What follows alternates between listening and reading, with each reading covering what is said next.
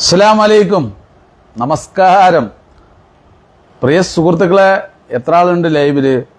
സത്യം പറഞ്ഞു കഴിഞ്ഞാൽ ഇങ്ങനെ ഇരിക്കുകയായിരുന്നു. അപ്പോൾ ഒരു വീഡിയോ കണ്ട്, അപ്പോൾ ശരി ലൈവിൽ പോയിട്ട് വെറുതെ സമയം പോകാൻ, നിങ്ങളോട് ഡിസ്കഷൻ ചെയ്യുക, അതിനെക്കുറിച്ച് സംസാരിച്ചിട്ടെന്ന് പറഞ്ഞിട്ടാണ് ഞാൻ ഇങ്ങനൊരു വീഡിയോ പ്രിയ സുഹൃത്തുക്കളെ ലൈവിൽ വരുന്നത്. അതുമാത്രമല്ല, ലൈവിലാവുമ്പോൾ നമ്മുടെ വീഡിയോസ് ഒരുപാട് ആൾക്കാർ കാണാൻ സാധ്യതയുണ്ട്. വളരെ കൃത്യമായിട്ട് നമുക്ക് നമ്മുടെ കാര്യങ്ങൾ, നമ്മുടെ കുറേ കാര്യങ്ങളൊക്കെ പ്രിയ സുഹൃത്തുക്കൾ നമ്മൾ ചെയ്യുന്നുണ്ട്. ഓരോ മനുഷ്യരെയും നമ്മൾ സഹായിക്കുന്ന കാര്യങ്ങൾ, മറ്റു കാര്യങ്ങളൊക്കെ ചെയ്യുന്നുണ്ട്. അതൊക്കെ കൃത്യമായിട്ട് ആളുകളിലേക്ക് എത്താനൊക്കെ സാധ്യതയുണ്ട്. അതുകൊണ്ടാണ് ഞാൻ ലൈവിൽ വരുന്നത്. അപ്പോൾ ഇനി അങ്ങോട്ട് നമ്മൾ തീർച്ചയായിട്ടും മാക്സിമം ലൈവിൽ വരാൻ നോക്കും. ചിലപ്പോൾ അപ്പം തന്നെ ലൈവിൽ വന്നിട്ട് ആരും വീഡിയോ കാണണമെന്നൊന്നുമില്ല.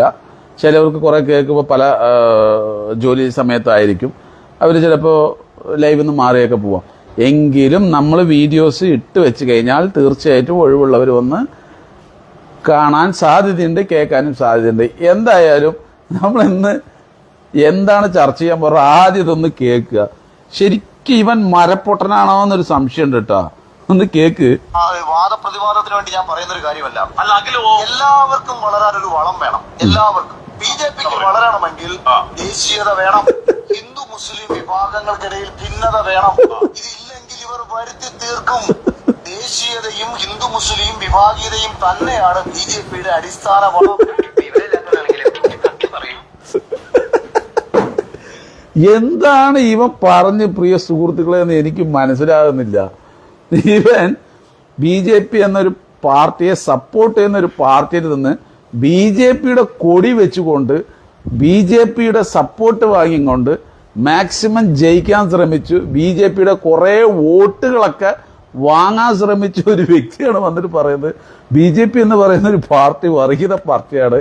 അതിലെ ആളുകളെ തമ്മിലടിപ്പിച്ച്, ഹിന്ദു മുസ്ലിങ്ങളെ തമ്മിലടിപ്പിച്ച് കൃത്യമായിട്ട് ചെയ്യുന്നുണ്ട് എന്നൊക്കെ പറഞ്ഞിട്ട് പച്ചക്ക് ഇത്രയും വിവരദോഷിയാണല്ലോ ഇവന്നാണ് ഞാൻ ആലോചിക്കുന്നത്. ഇവനെയും പൊക്കിപ്പൊളിച്ച് കുറേ ആൾക്കാർ നടക്കുന്നുണ്ടായി. ഇപ്പം എന്തായാലും നാറി ഒരു രക്ഷയില്ല. ശരിയായ നാറ്റമാണ് ഈ അഖിൽമാരാർ നാറിക്കൊണ്ടിരിക്കുന്നത്. ആശിമിട്ട് വലിച്ച് കീറുകയായിരുന്നു. എന്ത് പൊട്ടറാണ് ആലോചിച്ച് നമുക്ക്. ഒരു പാർട്ടി വന്നിട്ട് കൃത്യമായിട്ട് എല്ലാ രീതിയിലും സപ്പോർട്ട് ചെയ്യണം. ഞാൻ പറഞ്ഞത് ഈ BJP എന്നൊരു പാർട്ടിയെ ഞാൻ സപ്പോർട്ട് ചെയ്ത് സംസാരിക്കുന്നതല്ല, ഞാനൊരു കോമൺ സെൻസ് വെച്ച് സംസാരിക്കുന്നതാണ്. നമ്മളെ ഒരു പാർട്ടിക്കാർ സപ്പോർട്ട് ചെയ്യണം.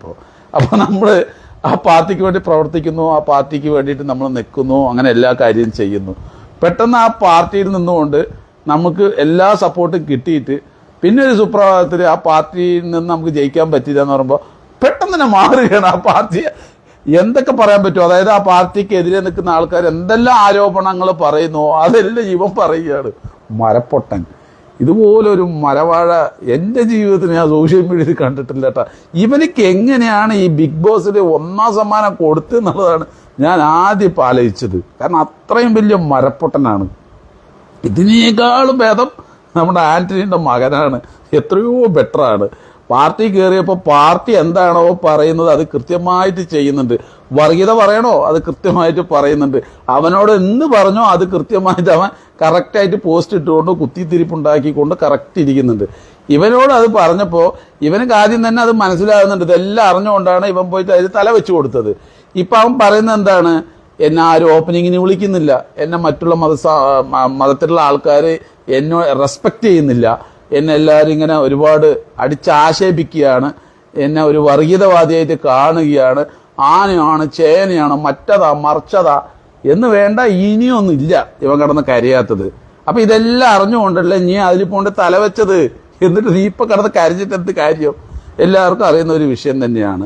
പിന്നെ എന്താണ്, ഇപ്പം കൃത്യമായിട്ട് എല്ലാ കാര്യത്തിലും അവർ കറക്റ്റായിട്ട് എന്താ ലോക്ക് ചെയ്യുന്നവരെ ലോക്ക് ചെയ്തുകൊണ്ട് സപ്പോർട്ട് ചെയ്യാത്ത ആൾക്കാർ, അതായത് വേണം ഇവരുടെ സപ്പോർട്ട് എന്ന് പറഞ്ഞു കഴിഞ്ഞാൽ അവർ കൃത്യമായിട്ട് അവരുടെ മർമ്മത്തടിച്ചുകൊണ്ട് അവരുടെ സപ്പോർട്ട് അവർ വാങ്ങിയിരിക്കും. നിങ്ങൾ സപ്പോർട്ട് ചെയ്തിരിക്കും, ചെയ്യാൻ വെച്ചിരിക്കും. ആ രീതിയിലാണ് അവർ, അത്രയും നല്ല രീതിയിലാണ് അവർ പ്രവർത്തിച്ചുകൊണ്ടിരിക്കുന്നത്, പണി കൊടുത്തിട്ട്. അപ്പം നമ്മുടെ തെറ്റുണ്ടെങ്കിലേ പേടിക്കേണ്ട ആവശ്യമുള്ളൂ, തെറ്റില്ലെങ്കിൽ പേടിക്കേണ്ട ആവശ്യമില്ല. ഒരുവിധ ആൾക്കാർക്കും കൃത്യമായിട്ട് ഒരുവിധ ആളുകളും തെറ്റ് ചെയ്തിട്ട് തന്നെയാണ് പോകുന്നത്. അതുകൊണ്ട് തന്നെയാണ് ഈ പാർട്ടി എല്ലാവരും സപ്പോർട്ട് ചെയ്യുന്നത്. ദേ ഇപ്പോൾ അടുത്തൊരു മണ്ടം പറഞ്ഞിരുന്നു നമ്മുടെ PC ജോർജ്. ഇത്രയും വിവരമില്ലാത്തവർ എൻ്റെ തന്തയാണ് ശ്രീ നരേന്ദ്രമോദി എന്നൊന്ന് ആലോചിച്ച് നോക്ക്. ഇതുപോലെ ഒരു അല്ല, എനിക്ക് മനസ്സിലാകാത്തൊരു കാര്യം എന്തറിയോ, ഈ പാർട്ടിയിൽ ചേർന്ന പിന്നെ ഇവന്മാർ പൊട്ടന്മാരാകുകയാണ്, അല്ലെങ്കിൽ ഇതിന് മുന്നേ ഇവന്മാർ പൊട്ടന്മാരാണെന്നുള്ളതാണ് മനസ്സിലാകാത്തത്. എനിക്ക് തോന്നുന്നു ഈ പാർട്ടി ചേർന്നിട്ടില്ല കേട്ടോ. ഞാൻ അപമാനിക്കുന്നതല്ല, കാരണം അത്രയും പൊട്ടത്തരാണെന്ന് ഇതിനൊന്ന് കൺട്രോൾ ചെയ്യാൻ ആളില്ലല്ലോ, ഇതിനൊന്ന് നിയന്ത്രിക്കാൻ ആളില്ലല്ലോ, അതിനുള്ള സെറ്റപ്പ് ഇല്ലല്ലോ. എന്ത് വിഡ്ഢിത്തരമാണ് നിങ്ങൾ പറയുന്നത്? നിങ്ങൾ ഇതേപോലെ മൈക്കിൽ നിന്ന് പറഞ്ഞു കഴിഞ്ഞാൽ വിവരം അറിയും. ഇതൊന്നും പറയാൻ ആളില്ല. ഈ അഖിൽ മരാർ എന്ന് പറയുന്ന വ്യക്തി വർഷങ്ങളായിട്ട് മാർക്സിസ്റ്റ് പാർട്ടിയും സഖാക്കളെയും വിഡ്ഢികളാണെന്നും അതുപോലെ തന്നെ അന്തംകാമികളാണെന്നൊക്കെ ഒരുപാട് അപമാനിച്ചുകൊണ്ട് പോകുന്ന ഒരാളാണ്. നിങ്ങൾക്ക് എല്ലാവർക്കും അറിയാം. മാർക്സിസ്റ്റ് പാർട്ടിയെ പറഞ്ഞുകൊണ്ടേയിരുന്ന് മാർക്സിസ്റ്റ് പാർട്ടിയെ മാക്സിമം അടിച്ചമർത്താൻ ശ്രമിച്ചു. അയാളുടെ ഫോളോവേഴ്സിനെ കൊണ്ട് ഒരുപാട് തെറി പറയിപ്പിക്കുകയൊക്കെ ചെയ്ത്, എന്നിട്ട് ഇവൻ ഏറ്റവും വലിയ പൊട്ടനാണെന്നുള്ളത് ഇപ്പൊ തെളിയിച്ചുകൊണ്ടിരിക്കുകയാണ്. മാർക്സിസ്റ്റ് പാർട്ടിനേക്കാളും അതിലുള്ള പാർട്ടിയിലുള്ള ആൾക്കാരിനേക്കാളും, അതായത് ഏറ്റവും ഇവൻ ആരോപിക്കുന്നുണ്ട് വിവരമില്ലാത്തവന്മാരാണ്. അതിന്റെ അപ്പുറത്താണ് ഇവൻ പറയുന്ന ആ രീതി വെച്ച് നോക്കുമ്പോൾ ഇവ അതിന്റെ അപ്പുറത്താണ്. അത്രയ്ക്കും പൊട്ടത്തരങ്ങളാണ് ഇവൻ ചെയ്തുകൊണ്ടിരിക്കുന്നത്. ഇപ്പോൾ കൃത്യമായിട്ട് ജനങ്ങൾക്ക് മനസ്സിലായി മാർക്സിസ്റ്റ് പാർട്ടി 10 വർഷം ചെയ്ത കാര്യങ്ങൾ എന്തൊക്കെയാണ്, മാർക്സിസ്റ്റ് പാർട്ടി നഷ്ടമായതുകൊണ്ട് ഈ കേരളത്തിന് ഉണ്ടാകുന്ന ബുദ്ധിമുട്ട് എന്തൊക്കെയാണെന്ന് വളരെ കൃത്യമായിട്ട് പ്രിയ സുഹൃത്തുക്കളെ മനസ്സിലായി വരുന്നുണ്ട്. എന്തായാലും നമ്മുടെ ഇപ്പോഴത്തെ ഭരണം 10 വർഷം തികപ്പിക്കുന്ന എനിക്ക് തോന്നിയില്ല. കാരണം ആ രീതിയിലുള്ള പ്രവർത്തനമേ കാണുന്നുള്ളൂ. എന്തായാലും ആ സമയത്ത് ഈ കഴിഞ്ഞ 10 വർഷം വളരെ നല്ല രീതിക്കാണ് കേട്ടോ പോയത്. ഞാനില്ല ഒന്നും പറഞ്ഞില്ല. അതുപോലെ തന്നെ 2014 തൊട്ട് ഇങ്ങോട്ട് വരുമ്പോഴും കുറേയൊക്കെ നമുക്ക് അംഗീകരിക്കാൻ ഒരുപാടുണ്ട്. ചിലവർ അത് വിമർശിക്കായിരിക്കും, പക്ഷെ നമുക്ക് ഒരുപാട് അംഗീകരിക്കാനുണ്ട്. അതേപോലെ തന്നെ പിണറായി സർക്കാരിൻ്റെയും ഒരുപാട് കാര്യങ്ങൾ നമുക്ക് അംഗീകരിക്കാനുണ്ട്. പക്ഷെ ഇപ്പം നോക്കുമ്പോൾ ഒന്നുമില്ല.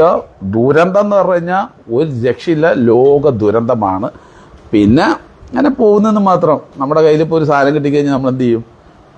അതുപോലെയൊക്കെ ഇപ്പോൾ ഒരു ഭരണം കിട്ടിയപ്പോൾ അത് വെച്ച് ഇങ്ങനെ കുറേ സിസ്റ്റമാറ്റിക്കായിട്ട് കുറേ സംഭവങ്ങളൊക്കെ ഉണ്ടല്ലോ, അതിലിങ്ങനെ പോകുന്നത്. സ്പെഷ്യലായിട്ട് ഒന്നുമില്ല.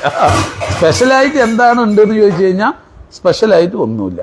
അപ്പം പ്രിയ സുഹൃത്തുക്കളെ, കുറച്ച് നേരം സമയം പോകാൻ വേണ്ടിയിട്ട് ഇങ്ങനെ ഇതിനെക്കുറിച്ച് ഡിസ്കഷൻ ചെയ്തതാണ്. ആരും ബാഡ് കമന്റ് ആയിട്ടൊന്നും വരണ്ട, നിങ്ങളുടെ അഭിപ്രായം പറയുക. അപ്പം നമ്മൾ ചോദിക്കുന്ന ഇത്രേ ഉള്ളൂ, ഈ അഖിൽ മാരാറിനെ ഇത്രയും സപ്പോർട്ട് ചെയ്ത് BJPയെ തന്നെ ഇവൻ മറ്റുള്ള ആരോപണം, അതായത് മറ്റുള്ള ആൾക്കാർ എങ്ങനെയൊക്കെ ആരോപിക്കുന്നുണ്ടോ അതെല്ലാം ഇവൻ കൃത്യമായിട്ട് വന്ന് പറയുന്നുണ്ട്. അതേ ആരോപണം അതൊക്കെ സത്യം തന്നെയാണ്. ഇവർക്ക് വേണ്ടത് ആളുകളെ, മുസ്ലിങ്ങളെയും ഹിന്ദുവിനെയും തമ്മിൽ അടുപ്പിക്കുന്നതാണ് ഇവരുടെ പരിപാടി എന്നൊക്കെ വന്നിട്ട് ഈ മരവാഴ പച്ചക്ക് വന്നിട്ട് ഈ എന്താ പറയുക സപ്പോർട്ട് ചെയ്ത പാർട്ടിയെ തന്നെ പറയുന്നു. അതിനെക്കുറിച്ച് നിങ്ങളുടെ വിലപ്പെട്ട അഭിപ്രായം പ്രിയ സുഹൃത്തുക്കളെ കമന്റിൽ പറയുക.